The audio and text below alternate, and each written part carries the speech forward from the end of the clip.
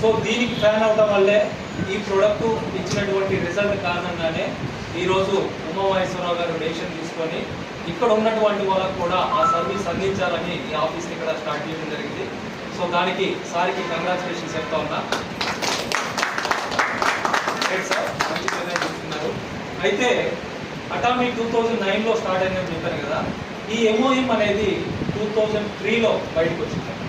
దీన్ని డెవలప్ చేసింది south Korea government.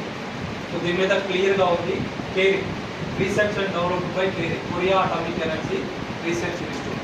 మనకి ఇక్కడ ఇస్రో, DRDO ఎలా అయితే ఉన్నాయో సౌత్ కొరియాలో KAERI, America NASA research and డెవలప్మెంట్లో వరల్డ్ వైడ్గా ఫస్ట్ ప్లేస్లో ఉంటే ఈ కేరీ సెకండ్ ప్లేస్లో ఉంది. వాళ్ళ దగ్గర ఉన్నటువంటి ఎక్విప్మెంట్ కావచ్చు, సైంటిస్టులు కావచ్చు, వాళ్ళు ఇంటర్నల్గా సైంటిస్ట్కి వచ్చేటువంటి రేడియేషన్ ఎఫెక్ట్ నుంచి వాళ్ళని